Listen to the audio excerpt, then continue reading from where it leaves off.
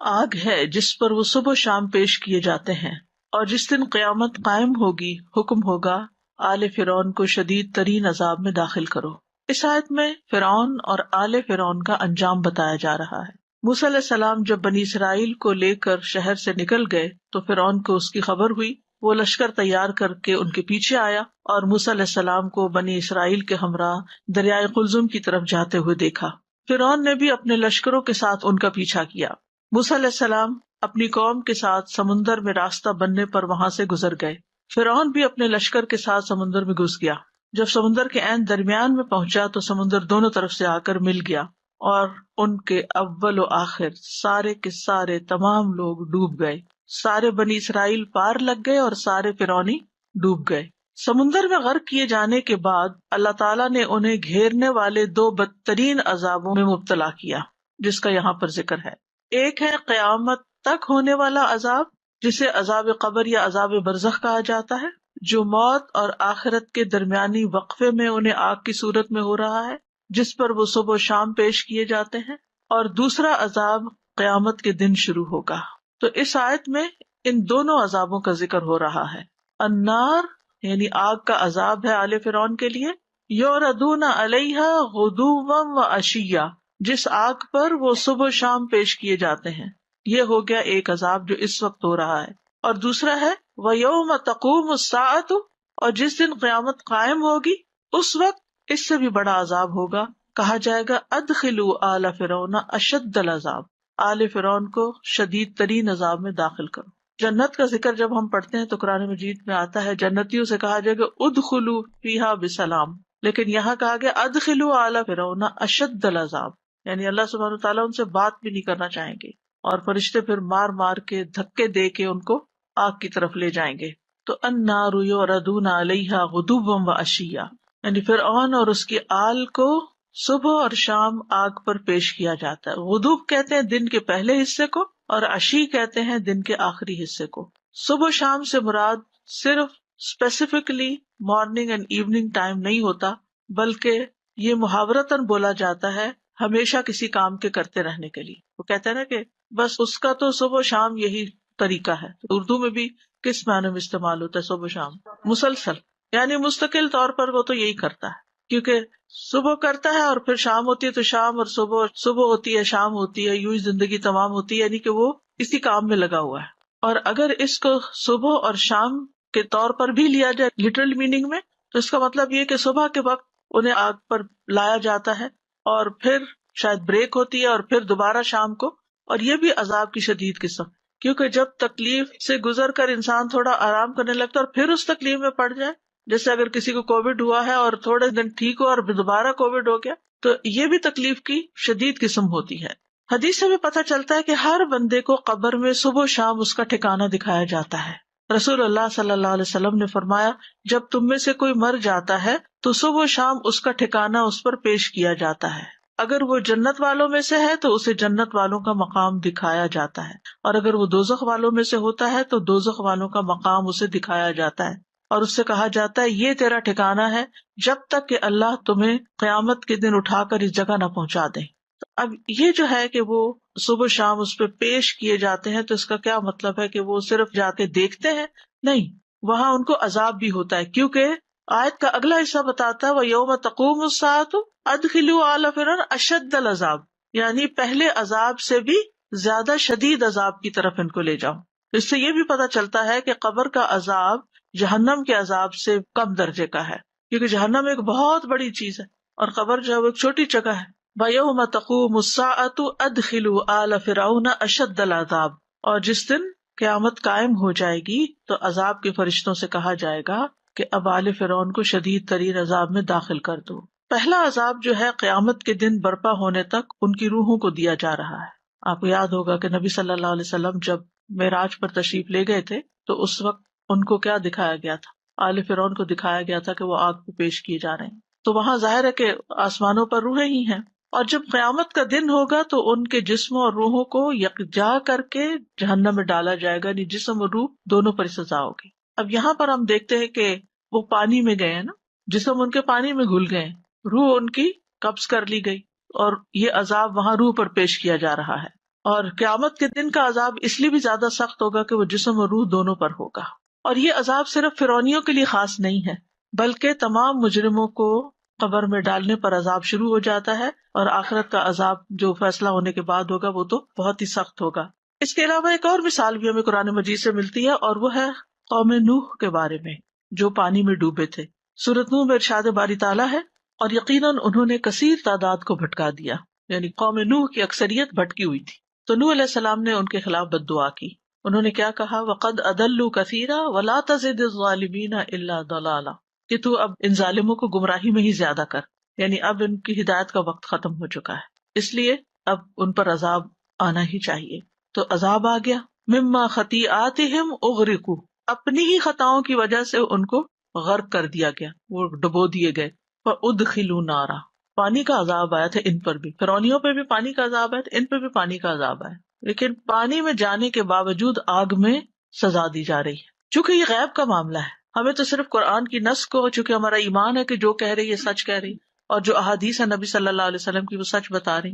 اب یہ ہوتا کیسے ہے؟ اللہ تعالیٰ کے لیے تو کچھ بھی مشکل نہیں. یعنی ہوا کیا تھا، جب وہ ڈوبے تھے پھر وہ پانی آہستہ آہستہ نیچے اترا، اتنے تک ان کے جسم گل سڑ گئے، زمین کی مٹی میں مل گئے یا ہواؤں میں اڑ گئے یا جہاں بھی. تو اگر پانی کے فرشتوں کو اللہ تعالیٰ حکم دے کہ یہاں جتنے بھی ان کے جسم کے ذرات ہیں، وہ ذرات جہاں بھی ہیں، ہمیں لگتا ہے کہ بہت بڑے جگہ پر پھیل گئے ہیں، لیکن دیکھا جائے تو وہ زمین بھی ان کے لیے قبر کا ایک گڑھا ہی بن گئی، اور سمندر بھی قبر کا گڑھا ہی بن گیا ان کے لیے. تو اللہ تعالیٰ کے لیے کچھ مشکل نہیں. اور ویسے بھی آپ دیکھیں کہ پانی کس چیز سے مل کے بنا ہوا ہے؟ دو گیسز سے، H2O. آپ دیکھیے ایک جلتی ہے اور دوسری جلاتی. حیرت کی بات ہے نا کہ ہے پانی، لیکن جن چیزوں سے مل کے وہ بنا ہے وہ جلانے والی اور جلنے والی. یہ سارا اللہ کا بنایا ہوا ہے نا. وہ چاہے تو پانی میں جلنے کی سزا دے دے، اور وہ چاہے تو کسی اور طرح دے دے. جب دنیا سے انسان چلا جاتا ہے تو پھر وہ ایک اور دنیا میں ہوتا ہے، وہاں کے معاملے اور ہیں. ہمیں یہ باتیں ہماری زبان میں سمجھائی گئی، اور بعض اوقات ہم ان کو پھر دنیا سے کمپیئر کرنے لگتے ہیں کہ جی ہم نے قبر کھودی، ہمیں تو کہیں آگ نظر نہیں آئی اور ہمیں تو کہیں عذاب نظر نہیں آیا، تو یہ کیسی باتیں آپ کرتے ہیں. اس کو آپ یوں بھی سمجھ سکتے ہیں کہ مثلاً ایک شخص آپ کے ساتھ ہی سویا ہوا ہے اور وہ نیند میں چیخیں مارنے لگتا ہے، تو آپ اس کو ہلا کے پوچھتے کیا ہے تمہیں، کیا ہے تمہیں؟ تو وہ کہتا ہے کہ میں نے دیکھا ہے کہ میرے پیچھے ایک سانپ آ رہا تھا اور مجھے کاٹنے لگا تھا، یا اس نے کاٹ لیا مثلاً، تو مجھے اس کی پین ہو رہی تھی. اب وہ جو ساتھ سویا ہوا ہے وہ اگر یہ کہے کہ تم بالکل جھوٹ کہتے ہو، یہاں تو کوئی سانپ نہیں تھا اور کہاں کاٹا ہے، تمہارا جسم بھی ٹھیک ہے، لیکن اس کو وہ جسم پر ہی محسوس ہو رہا تھا اور وہ خوف میں تھا، وہ رو رہا تھا، اس کو وہ سب نظر آ رہا تھا، لیکن ساتھ لیٹے ہوئے بندے کو نظر نہیں آ رہا تھا کچھ بھی. تو کیا آپ اس کو جھوٹا قرار دیں گے کہ نہیں تم جھوٹ کہتے ہو، یہاں کچھ بھی نہیں ہے، یہ ایگزسٹ ہی نہیں کرتا جو کچھ تم بیان کر رہے ہو؟ نہیں، وہ ایک اور دنیا میں ایگزسٹ کر رہا تھا جہاں اس کی روح تھی. مادی دنیا میں ایگزسٹ نہیں کر رہا تھا، لیکن it was there some where, جہاں یہ اس کی روح تھی یا جہاں بھی یہ تھا، اور یہ سب کچھ دیکھ رہا تھا اور محسوس کر رہا تھا اور بھاگ رہا تھا اور درد سے رو رہا تھا. تو یہ سب اس کے لیے ایک حقیقت تھی، لیکن ہو کیسے رہا تھا؟ آج تک کوئی گتھی سلجھا سکا یہ خوابوں میں جو کچھ نظر آتا ہے یہ کیا ہوتا ہے؟ اتنا حیران کن ہے، یہ اتنا حیران کن ہے. اور بعض اوقات آئندہ ہونے والی بات انسان کو ایسے نظر آ رہی ہوتی ہے جیسے وہ ہو چکی ہو، اور بعض اوقات انسان نے خواب دیکھا ہوتا ہے اور پھر بعد میں دیکھتا ہے تو کہتا ہے یہ کہاں دیکھا تھا میں نے، پھر اس کو یاد ہوتا ہے نہیں میں نے حقیقت میں نہیں خواب میں دیکھا تھا، اور اب وہی چیز مجھے حقیقت میں بھی نظر آ رہی ہے. تو یہ جو خواب ہے نا، یہ بھی اللہ تعالیٰ کے وجود پر دلیل ہے اور اللہ تعالیٰ کی قدرت پر اور اللہ کے خالق ہونے پر. تو بہرحال آل فرعون کو تو آگ کے عذاب میں ڈالا گیا غرق کر کے. یہاں قوم نوح کے ساتھ بھی یہی ہوا. فلم یجدوا لهم من دون اللہ انصارا، پھر انہوں نے اپنے لیے اللہ کے سوا کوئی مددگار نہ پایا. وہاں کون سنتا ہے، کون مدد کر سکتا ہے، کرنا بھی کوئی چاہے. اب اگر آپ مثلا سوئے ہوئے بندے کو یہ کہے کہ وہ جو خواب تم نے دیکھا تھا میں مارتی ہوں اس سانپ کو، کہاں سے ماریں گے آپ؟ کچھ نہیں کر سکتے. تو جس پہ بیتے وہی جانے. تو ان دونوں آیات سے یہ بات پتہ چلتی ہے کہ عذاب قبر جو ہے یا قیامت کے آنے سے پہلے کا عذاب برحق ہے. اسے آپ عذاب قبر کہیں، اسے آپ عذاب برزخ کہیں، اسے آپ کچھ بھی نام دیں، لیکن وہ برحق ہے. حدیث میں اس کو عذاب قبر بتایا گیا ہے. حضرت عائشہ سے روایت ہے ایک یہودی عورت ان کے پاس آئی، اس نے عذاب قبر کا ذکر کیا اور کہا اللہ آپ کو عذاب قبر سے محفوظ رکھے. اس پر حضرت عائشہ نے رسول اللہ صلی اللہ علیہ وسلم سے عذاب قبر کے بارے میں دریافت کیا. آپ نے کہا ہاں عذاب قبر برحق ہے. حضرت عائشہ کہتی ہیں پھر میں نے کبھی ایسا نہیں دیکھا کہ رسول اللہ صلی اللہ علیہ وسلم نے کوئی نماز پڑھی ہو اور اس میں عذاب قبر سے اللہ کی پناہ نہ مانگی ہو. خود رسول اللہ صلی اللہ علیہ وسلم پناہ مانگتے تھے ہر نماز کے بعد، اور وہ دعا سب کو آتی ہوگی اللہم انی اعوذ بک من عذاب القبر وَأَعُوذُ بِكَ مِنْ عَذَابِ جہنم، آخر تک. انشاءاللہ آج یہی دعا ہے ہماری، آگے جا کے ہم اس کی وضاحت کریں گے. تو بذریعہ وحی قبر کی آزمائش کے حق ہونے کی خبر ملتی ہے انسان کو، اس لیے ہمارا ایمان ہے وحی پر اور ہم اس کو حق مانتے ہیں، حق ہی جانتے ہیں. اسماء بنت ابی بکر کہتی ہیں کہ رسول اللہ صلی اللہ علیہ وسلم خطبے کے لیے کھڑے ہوئے تو آپ نے اس آزمائش کا ذکر فرمایا جس میں ہر شخص کو قبر کے اندر مبتلا ہونا پڑے گا. جب آپ نے یہ ذکر کیا کہ ہر شخص کا قبر میں امتحان ہوگا تو مسلمان رونے لگے، آہو بکا کرنے لگے، حتیٰ کہ ان کے رونے کی آوازوں سے میں نبی صلی اللہ علیہ وسلم کی بات سمجھ نہ سکی کہ آپ کیا فرما رہے، کیونکہ مائک اسپیکر وغیرہ تو نہیں ہوتے تھے. آپ بات کر رہے تھے اور صحابہ نے رونا شروع کر دیا اور رونے کی آوازوں میں آپ کی آواز دب گئی. جب ان کی آہو بکا رک گئی تو میں نے ایک قریبی شخص سے کہا کہ اللہ تیرے لیے برکت فرمائے. رسول اللہ صلی اللہ علیہ وسلم نے آخر میں کیا فرمایا تھا؟ اس نے کہا آپ صلی اللہ علیہ وسلم نے فرمایا مجھے وحی کی گئی ہے کہ قبروں میں تمہاری فتنہ دجال جیسی آزمائش ہوگی، یعنی ایک سخت ٹیسٹ ہوگا. نبی صلی اللہ علیہ وسلم نے فرمایا اگر مجھے یہ ڈر نہ ہوتا کہ تم لوگ اپنے مردوں کو دفن کرنا چھوڑ دو گے تو میں اللہ سے دعا کرتا کہ تمہیں قبر کا عذاب سنا دے. یعنی جب مردے کو دفن کرتے ہیں اور فرشتے اس کے ساتھ بات کر رہے ہوتے ہیں اور اس کا ٹیسٹ لے رہے ہوتے ہیں تو وہ باتیں جو ہیں وہ تمہیں سنوا دی جاتی، یا یہ کہ پھر اس کے بعد اگر اس کو کوئی سزا ہوتی ہے اور وہ رونا دھونا کرتا ہے تو وہ رونا دھونا سنوا دیا جاتا. ابن مسعود کہتے ہیں بے شک مردوں کو ان کی قبروں میں عذاب دیا جاتا ہے یہاں تک کہ جانور ان کی آوازیں سنتے ہیں. یعنی انسان وہ فریکوینسی ایسی ہوتی ہے کہ انسان نہیں سن سکتے لیکن اور مخلوقات سن سکتی ہیں. ایک اور آیت بھی ہمیں عذاب قبر کے بارے میں اشارہ دیتی ہے، یہ سورۃ الانعام کی آیت ہے 93. اور اگر آپ اس وقت دیکھ سکتے جب ظالم لوگ موت کی سختیوں میں گھرے ہوئے ہوتے ہیں اور فرشتے اپنے ہاتھوں کو پھیلائے ہوئے ہوتے ہیں، ہم تو نہیں دیکھتے لیکن قرآن بتاتا ہے کہ مرنے والے کے پاس فرشتے بیٹھے ہوتے ہیں اور اپنے ہاتھ آگے کرتے ہیں، کہتے ہیں نکالو اپنی جانیں، آج تم رسوائی کے عذاب سے سزا دیے جاؤ گی اس وجہ سے کہ تم اللہ پر ناحق باتیں کہتے تھے اور تم اس کی آیات سے تکبر کرتے تھے. یعنی اس کی آیات پر جھکتے نہیں تھے یا ان کو مانتے نہیں تھے. یہاں بنیادی طور پر کفر کرنے والوں، تکبر کرنے والوں، اللہ کی بات نہ ماننے والوں کی بات کی جا رہی ہے کہ جب ان کی موت کا وقت آتا ہے تو اس وقت سخت ترین تکلیف ان کو ہوتی ہے، سکرات موت میں ہوتے ہیں اور فرشتے ان کو مار رہے ہوتے ہیں، ڈانٹ رہے ہوتے ہیں اور ان کو دھمکا رہے ہوتے ہیں کہ الیوم تجزون عذاب الہون، آج تمہیں ذلت کا عذاب دیا جائے گا، سخت ذلیل کیا جائے گا. اچھا، اب ایک تو یہ ہے کہ جب موت کا وقت ہوتا ہے اس وقت بھی سزا ہو رہی ہوتی ہے، لیکن یہ آج کون سا ہے؟ مرنے کا دن ہے، یعنی مرنے کے بعد سے تمہاری سزا اب شروع ہو جائے گی، یہ مطلب ہے. تو وَلَوْ تَرَىٰ إِذِ الظَّالِمُونَ فِي غَمَرَاتِ الْمَوْتِ، غمرات الموت کا مطلب ہے موت کی سختیاں، سکرات، مشکلات. غمرہ کا مطلب ہوتا ہے شدت، سختی.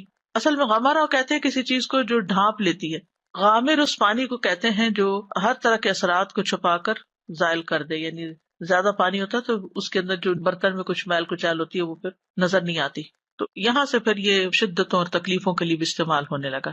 تو یہاں پر کہا جا رہا ہے کہ اے انسان اگر تم دیکھو ان لوگوں کو جو موت کی غشیوں میں ہوتے ہیں اور ان کے اوپر جو تکلیف گزر رہی ہوتی ہے تو دیکھ کے انسان کا جسم لرز جائے. والملائکۃ باسطوا ایدیہم، اس وقت فرشتے اپنے ہاتھ لمبے کیے ہوئے ہوتے ہیں، یعنی فرشتے جو ہیں اس وقت غصے میں ہوتے ہیں اور غصے میں بول رہے ہوتے ہیں اور اللہ کے عذاب کی خبر سنا رہے ہوتے ہیں ان کو.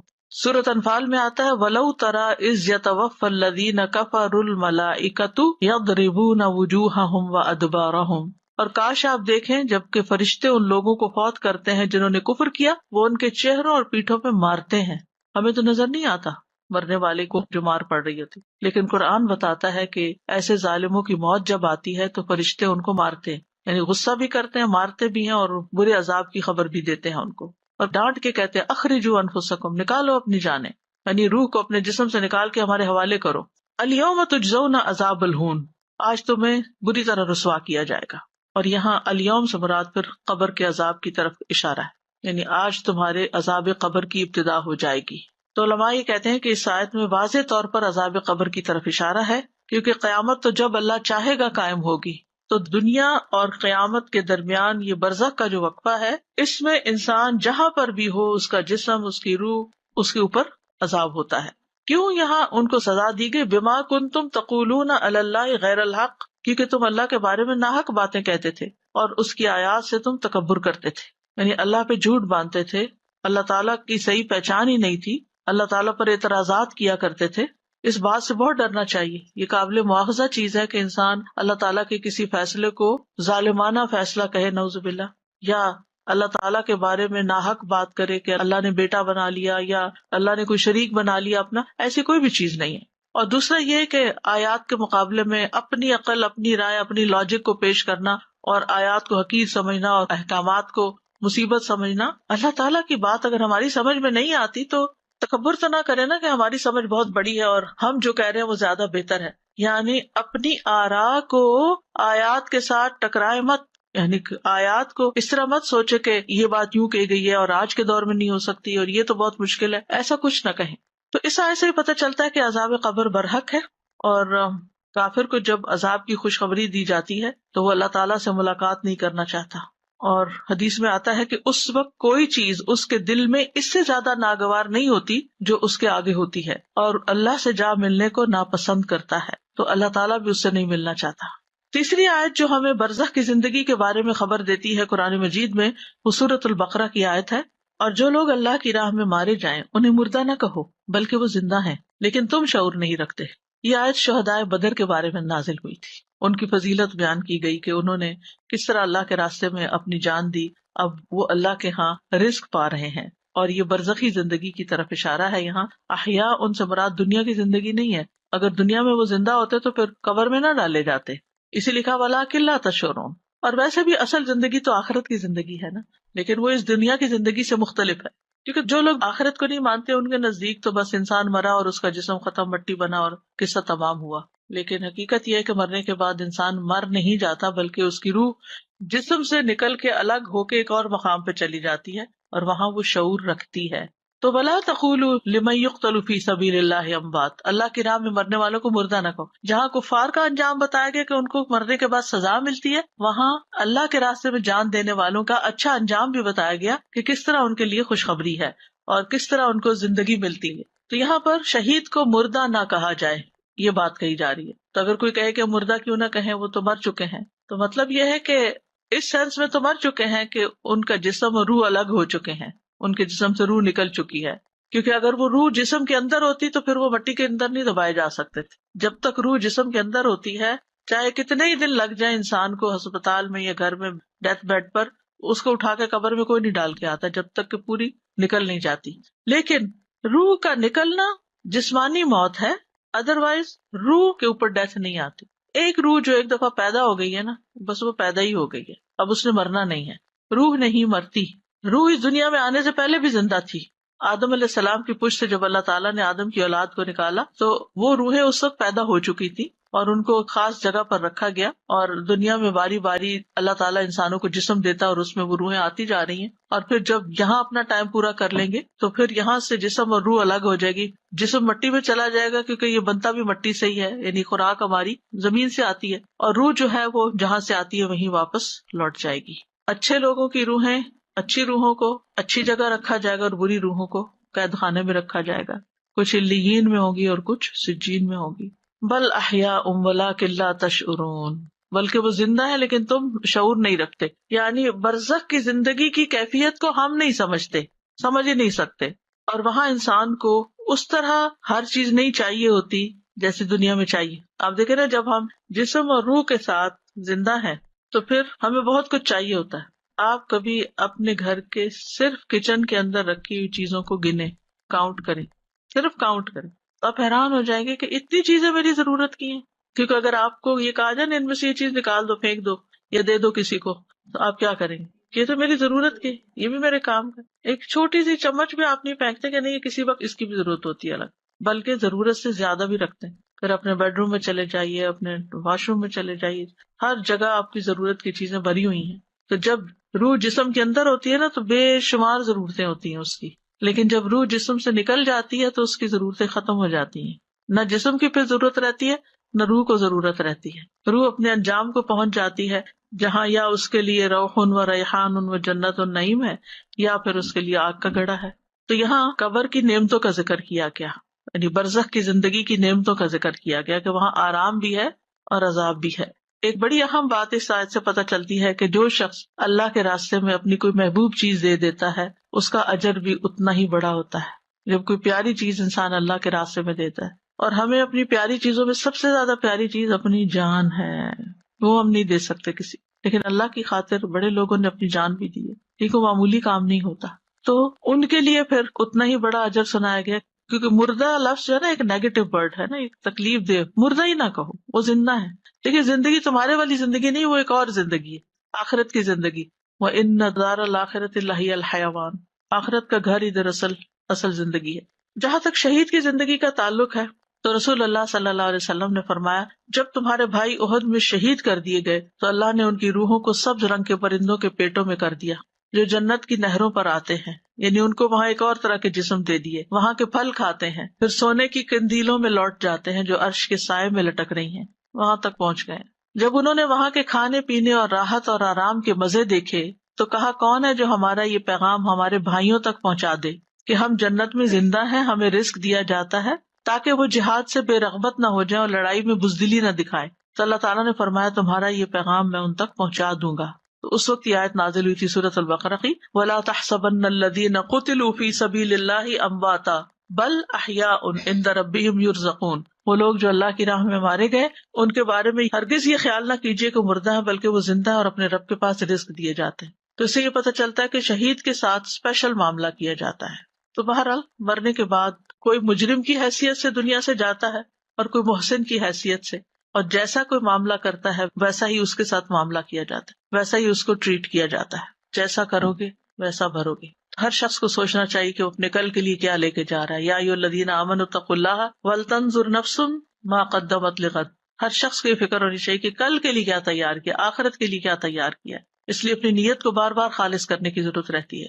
بہرحال قبر کی زندگی ایک حقیقی زندگی ہے، حقیقت پر مبنی ہے، اور قبر آخرت کی منزلوں میں سے پہلی منزل ہے. یعنی آخرت کا سفر موت کے بعد قبر سے شروع ہوتا ہے، پہلا مرحلہ ہے. رسول اللہ صلی اللہ علیہ وسلم نے فرمایا، قبر آخرت کی پہلی منزل ہے، اگر وہاں نجات مل گئی اس کے بعد کے سارے مراحل آسان ہو جائیں گے، اور اگر وہاں نجات نہ ملی تو اس کے بعد کے سارے مرحلے مشکل ہوں گے، اگلے جتنے بھی سٹیپس ہیں جنت تک پہنچنے کے. پھر آپ نے فرمایا، اللہ کی قسم میں نے جتنے بھی منظر دیکھے ہیں قبر کا منظر ان سب سے ہولناک. نبی صلی اللہ علیہ وسلم نے فرمایا، قبر کو ایک مرتبہ بھینچا جاتا ہے، اگر کوئی شخص اس سے بچ سکتا تو سعد بن معاذ ہوتے.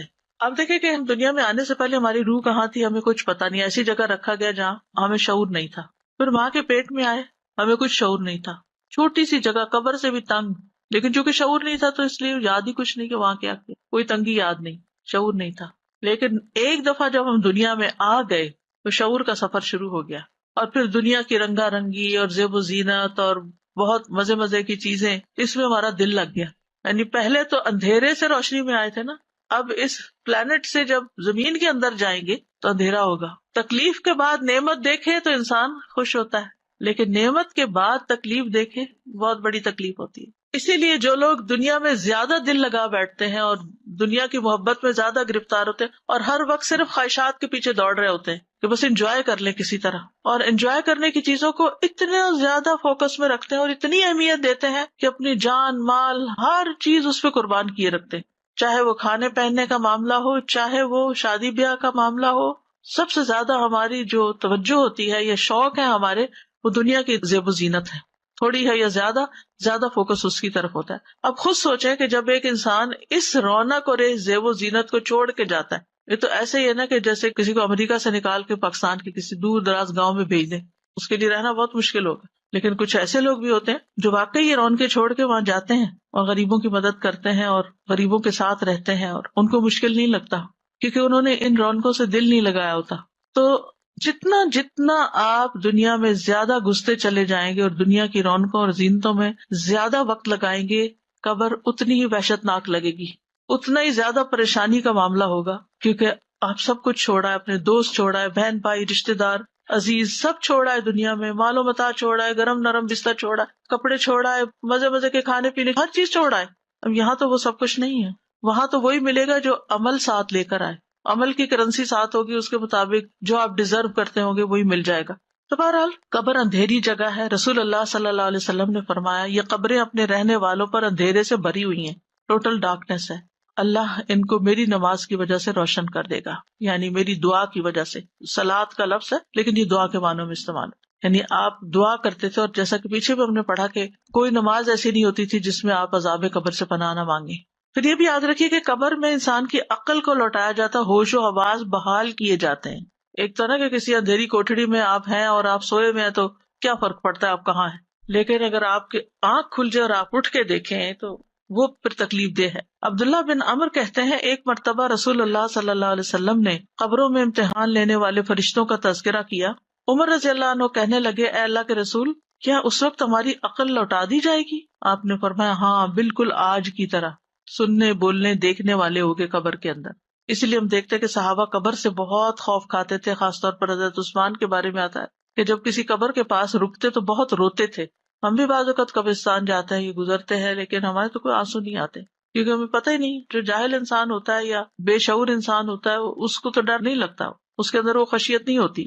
صحابہ میں سے عمرو بن العاص کہتے ہیں جب میرا انتقال ہو جائے تو میرے جنازے کے ساتھ نہ کوئی رونے والی ہو، یعنی کوئی عورت نہ جائے، نہ آگ ہو، کیونکہ وہاں وہ لوگ کینڈل یعنی آگ لے کے جاتے تھے، اور اب بھی آپ دیکھیں کہ مارننگ کے لیے کینڈل جلائی جاتی ہیں۔ جب تم مجھے دفن کر دو تو مجھ پر مٹی ڈال دینا، اس کے بعد میری قبر کے ارد گرد اتنی دیر ٹھہرنا جتنی دیر میں اونٹ ذبح کر کے اس کا گوشت تقسیم کیا جاتا ہے، تاکہ تمہارے قرب سے کہ میرے آل اولاد ہے اوپر باہر مجھے انس رہے، اور میں دیکھ لوں کہ میں اپنے رب کے فرشتوں کو کیا جواب دیتا ہوں۔ حضرت عائشہ فرماتی ہے، میں نے عرض کیا، اے اللہ کے رسول صلی اللہ علیہ وسلم، یہ امت اپنی قبروں میں آزمائی جاتی ہے تو میرا کیا حال ہوگا، میں تو ایک کمزور عورت ہوں۔ آپ نے فرمایا، اللہ تعالیٰ ان لوگوں کو جو ایمان لائے ہیں قول ثابت کے ساتھ دنیا کی زندگی میں اور آخرت میں ثابت قدم رکھتا ہے، یعنی جو لوگ ایمان لاتے ہیں اللہ تعالیٰ ان کو لا الہ الا اللہ کی وجہ سے قبر کے اندر جما کے رکھے گا، وہ جواب دے پائیں گی۔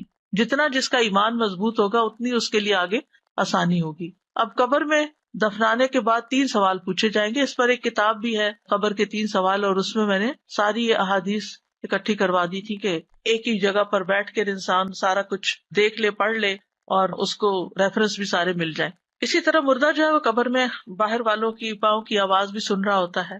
برا بن عازب کہتے ہیں کہ ہم رسول اللہ صلی اللہ علیہ وسلم کے ساتھ ایک انصاری کے جنازے میں گئے، ہم قبر کے پاس پہنچے تو ابھی لحد تیار نہیں تھی۔ لحد کہتے ہیں بغلی قبر کو، گڑھا کھود کے پھر سائڈ سے کھودا جاتا ہے۔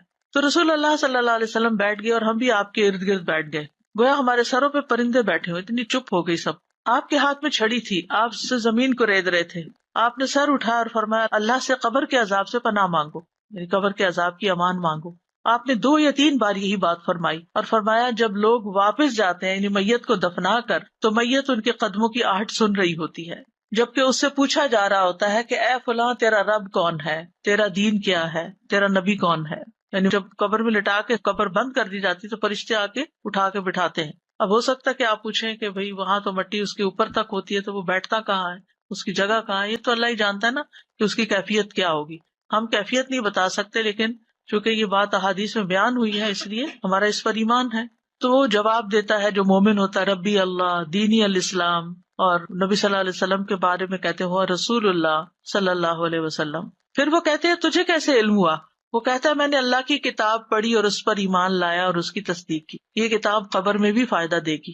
ابھی تعلیم القرآن